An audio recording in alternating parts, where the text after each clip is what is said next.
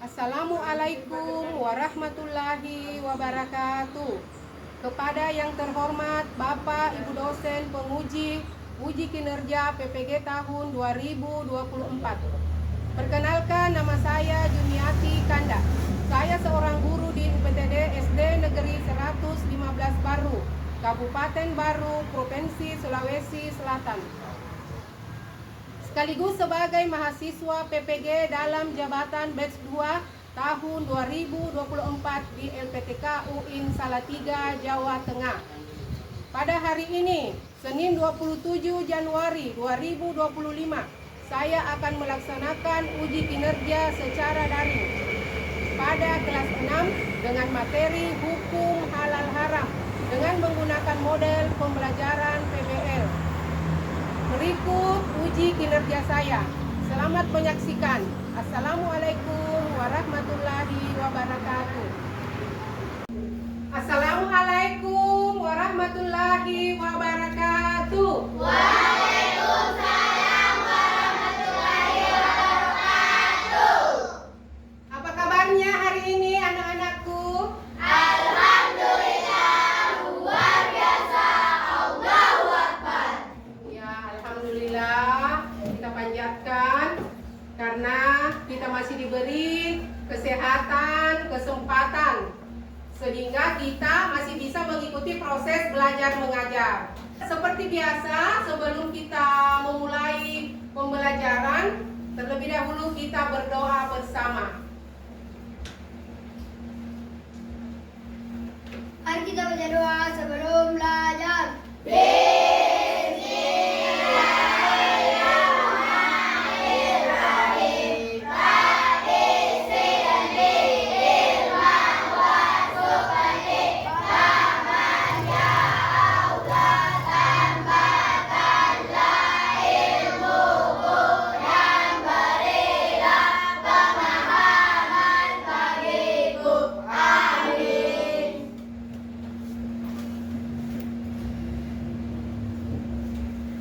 Untuk menambah semangat nasionalisme kita, mari kita bersama-sama menyanyikan lagu nasional, yakni Satu Nusa, Satu Bangsa.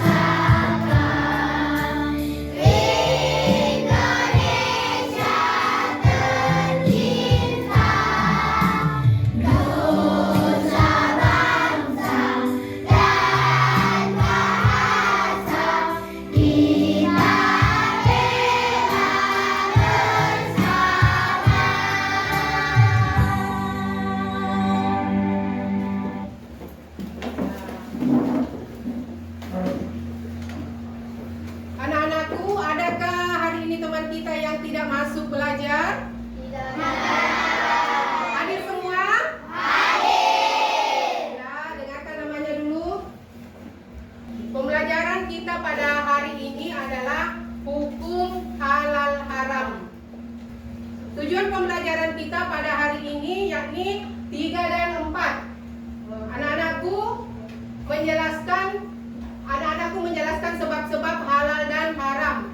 Anak-anakku mampu menerapkan ketentuan halal dan haram dalam kehidupan sehari-hari. Sebagai pengantar, mari kita menyaksikan video apersepsi berikut.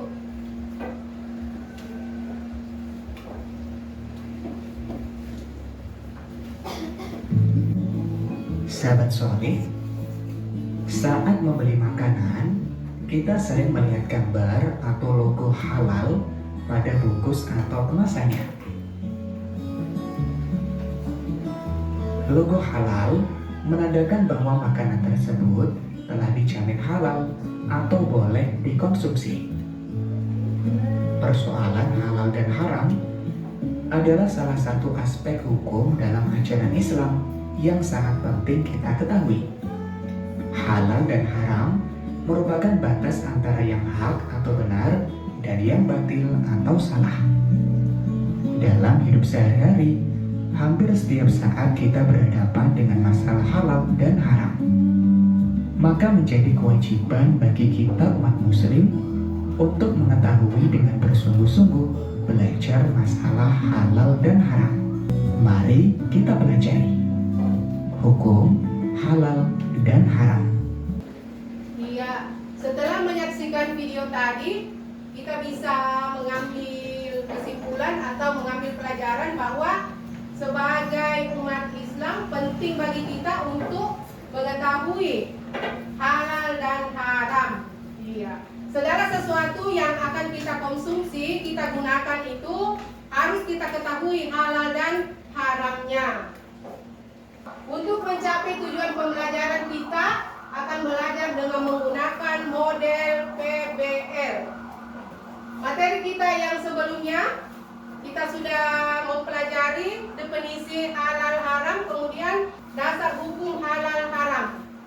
Pelajaran kita pada hari ini yakni sebab-sebab halal dan haram, kemudian penerapan halal haram. Mari kita menyaksikan video Sebab-sebab halal dan haram. Sahabat soleh, perlu kalian ketahui, semua hal atau segala sesuatu asalnya boleh, kecuali semua hal atau segala sesuatu yang sudah diharamkan oleh Allah dalam Al-Quran atau melalui hadis Nabi Muhammad SAW. Nah, yang pertama, berdasarkan zat asal. Allah telah menetapkan sesuatu yang haram karena zat asalnya, seperti bangkai, darah, dan babi.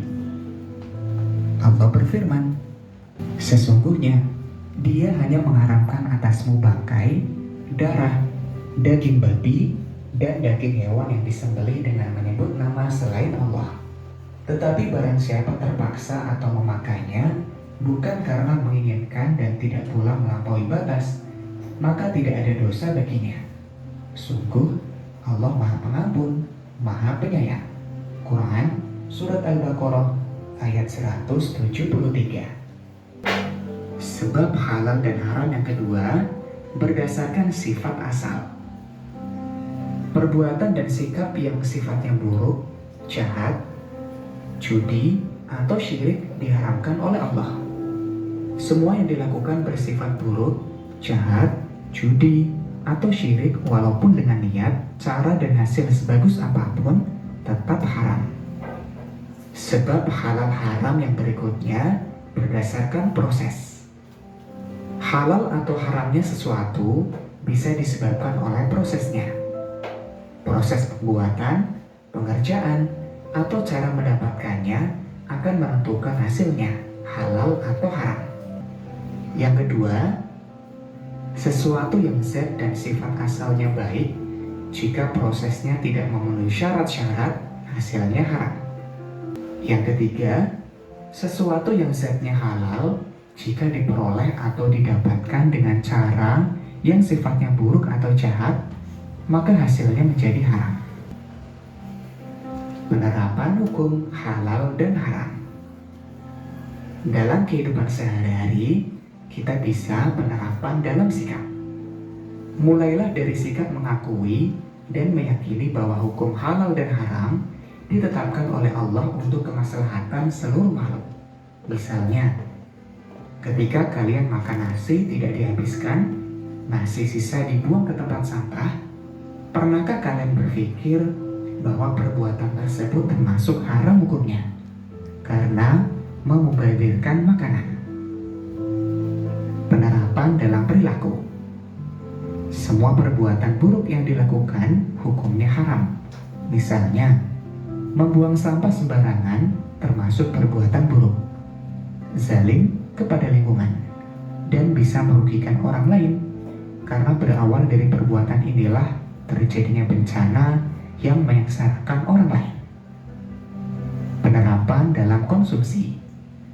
Mengkonsumsi dan menggunakan barang yang halal dan meninggalkan barang yang haram hukumnya wajib. Misalnya, untuk menjamin semua produk benar-benar halal, maka pemerintah mengeluarkan undang-undang tentang jaminan produk halal yang diselenggarakan oleh Badan Penyelenggara Jaminan Produk Halal. Mudah-mudahan kita dijauhkan dari hal-hal yang haram. Selamat belajar. Setelah menyaksikan video tadi, Ibu akan memberikan pertanyaan.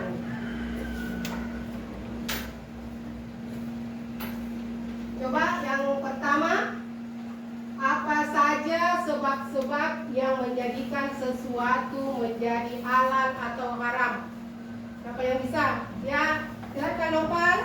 1. Sebab-sebab yang menjadikan sesuatu menjadi halal atau haram adalah dilihat dari zat asal, sifat asal dan prosesnya. Iya. Pertanyaan yang kedua, sebutkan contoh makanan halal di sekitar kita. Kenapa makanan tersebut dihukumi halal? Siapa yang bisa? Oke, coba. Contoh makanan halal: 1. Nasi kuning. 2. Bakwan. 3. Ubi goreng.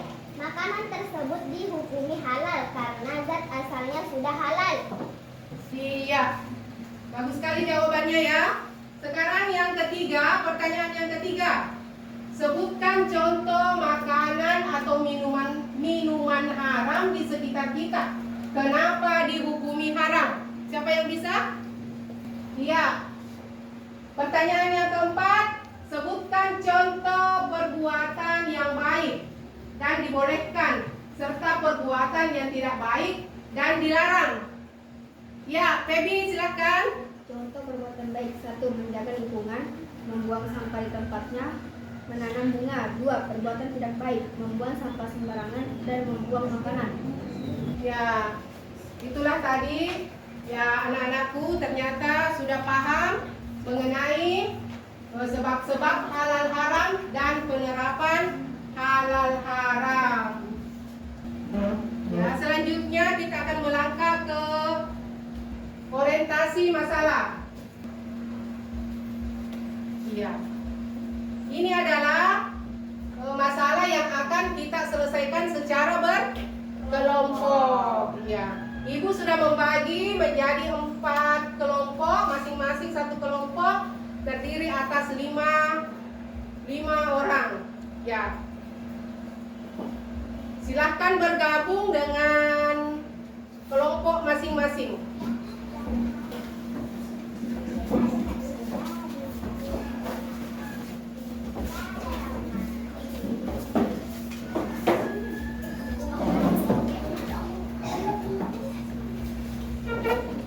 Di sini akan kita kerjakan secara berkelompok. Silakan.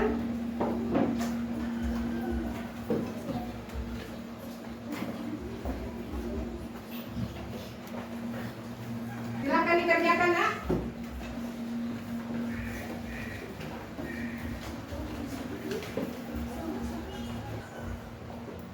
Silakan dikerja. Bagaimana, ada yang tidak dimengerti? Iya.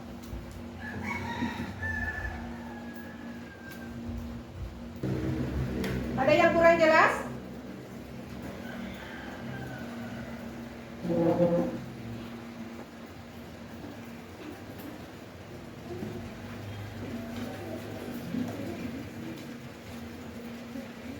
Ya, silakan bekerja sama.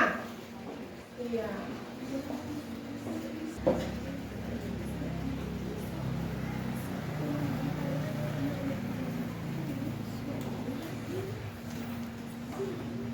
Ada yang kurang dimengerti?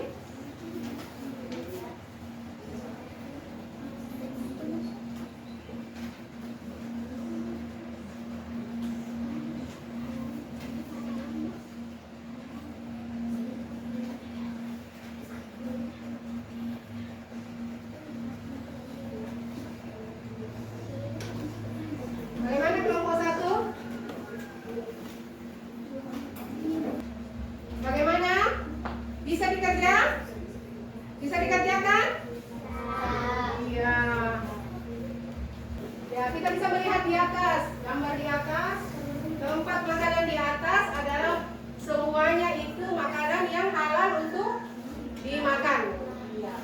Dari zat asalnya halal dimakan. Kemudian sifat asalnya kita tidak tahu. Nah, di sini bagaimana cara memperolehnya? Bagaimana kita cara membelinya? Apakah dengan menggunakan uang halal atau uang haram? Yang mana dibilang uang haram? Uang hasil curian. Kemudian prosesnya ini cara memasaknya, cara mengolahnya, ya. Apakah makanan tadi dipakai Apakah makanan tadi dimasak dengan menggunakan alat yang bersih, yang bebas dari najis? Ya, seperti itu. Jadi ada 3 yang harus kita perhatikan: zat asal, sifat asal, dan prosesnya. Ada yang sudah selesai?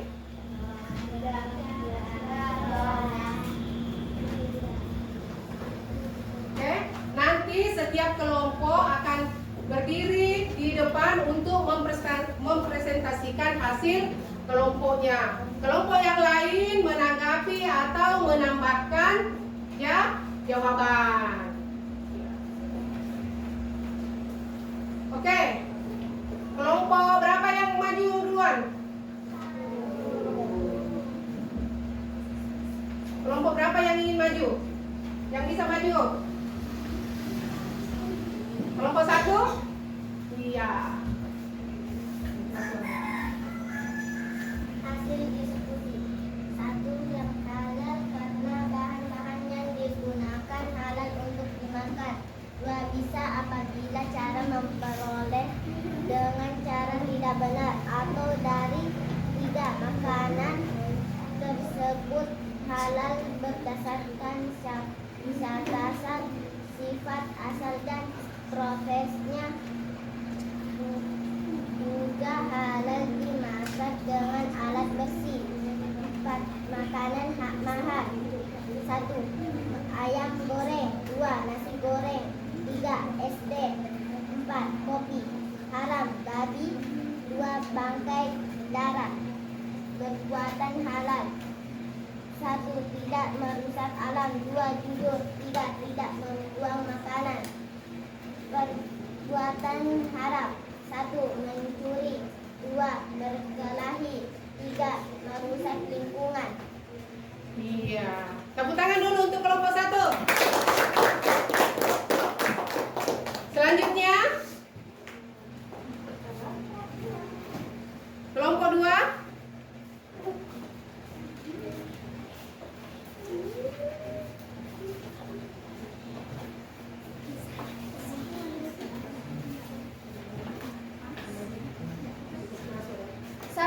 Apakah keempat makanan di atas dikategorikan halal? Berikan alasan yang disertai sumber atau dasar hukum halal. Jawab, ya, halal karena bahan yang digunakan halal untuk dimakan. 2.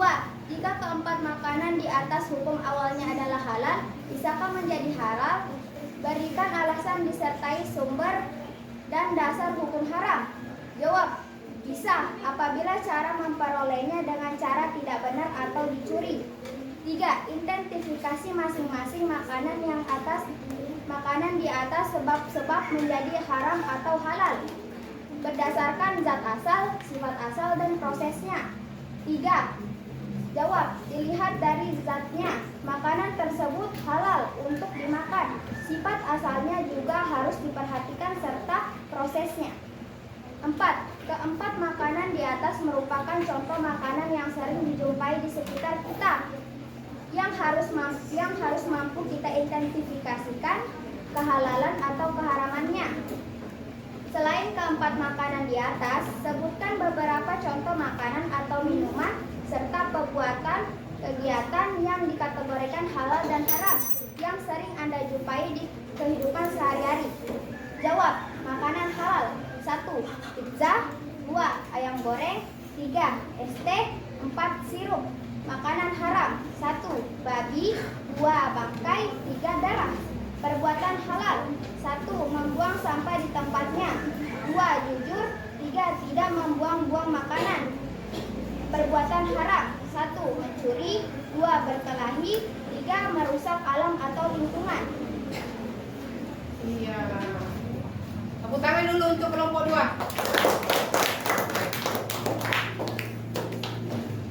Kelompok 3. Perbuatan haram. Berkelahi, merusak lingkungan, dan mencuri. Iya. Tepuk tangan dulu untuk kelompok 3. Kelompok 4 silakan. Oke.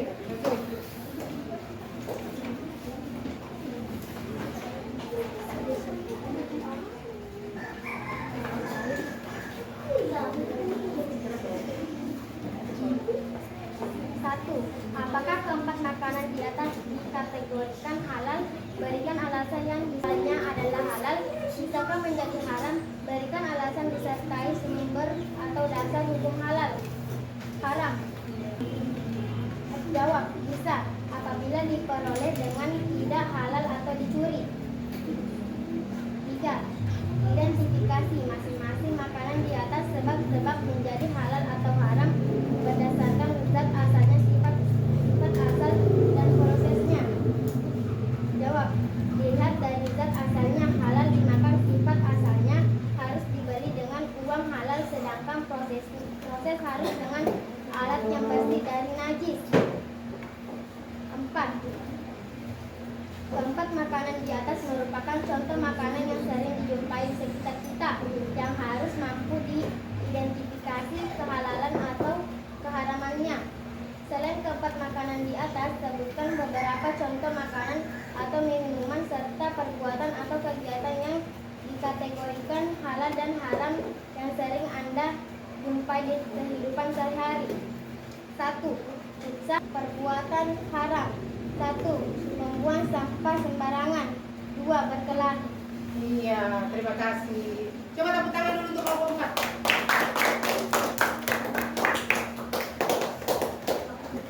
Iya. Nah, kita berdiskusi tadi untuk melihat jawaban masing-masing kelompok sudah bagus ya. Sudah bagus dan sudah tepat. Tepuk tangan dulu untuk kita semua.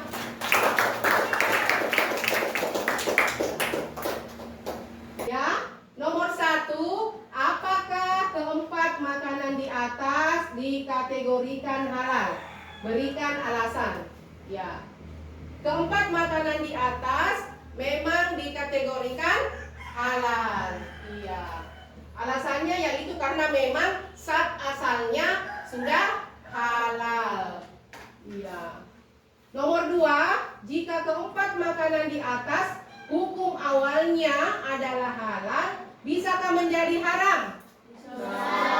Iya, bisa. Iya. Dilihat dari cara memperolehnya. Apakah diperoleh dari cara yang halal, dibeli dengan uang yang halal, atau uang yang hasil curian? Oke, nomor 3, identifikasi masing-masing makanan di atas, sebab-sebab menjadi halal atau haram. Iya. Keempat makanan di atas pada dasarnya zat asalnya memang sudah halal. Iya. Kemudian tadi kembali ke cara memperolehnya. Apakah diperoleh dengan cara halal, jual beli akad yang sesuai dengan ajaran Islam. Kemudian prosesnya. Apakah makanan di atas diproses, dimasak dengan menggunakan alat yang sudah bersih, yang bebas dari najis. Oke. Nomor 4, keempat makanan di atas merupakan contoh makanan yang sering kita jumpai di sekitar kita. Iya. Selain keempat makanan di atas, sebutkan contoh makanan, minuman yang halal dan yang haram. Kemudian perbuatan yang halal dan haram yang sering kita jumpai sehari-hari. Contoh makanan yang halal yang sering kita jumpai di keseharian kita, yakni seperti contohnya di atas.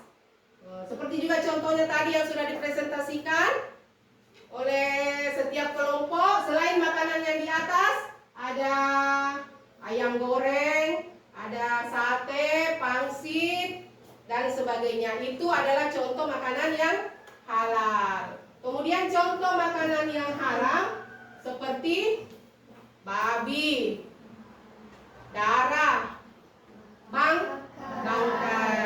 Iya. Adapun contoh minuman yang haram seperti alkohol. Iya. Kegiatan atau perbuatan yang dilakukan sehari-hari yang bersifat halal seperti membuang sampah pada tempatnya. Oke, berhemat, tidak membuang-buang makanan, tidak membuang-buang air. Oke, itulah tadi jawaban yang Ibu berikan sama dengan anak-anakku presentasikan, ya. Oke, jawaban setiap kelompok sudah bagus. Sebagai kesimpulan, pembelajaran kita pada hari ini adalah sesuatu kegiatan menjadi halal atau haram disebabkan oleh zat asal, sifat asal, dan prosesnya. Kemudian sebagai umat Islam dalam kehidupan kita sehari-hari perlu dan penting hukumnya untuk mengetahui apa yang akan kita makan, apa yang akan kita gunakan, perlu untuk memperhatikan kehalalannya. Oke? Iya, anak-anakku, sekarang saatnya Ibu akan membagikan tes akhir. Silakan dikerjakan. Ini dikerjakan per orang.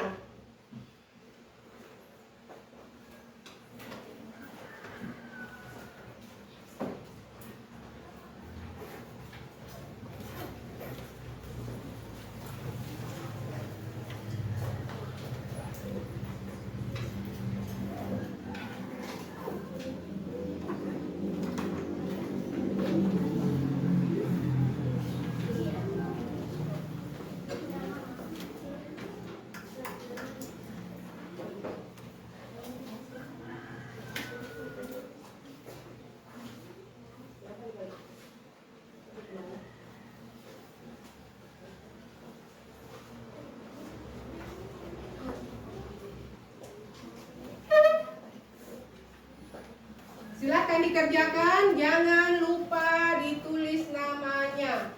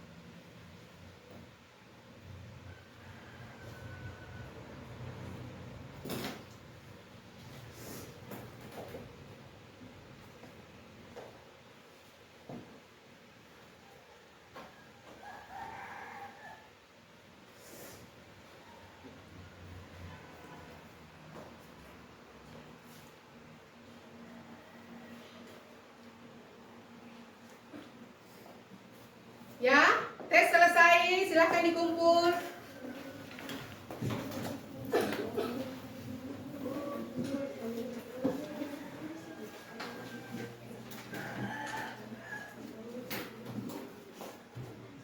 Silahkan dikumpul, nak.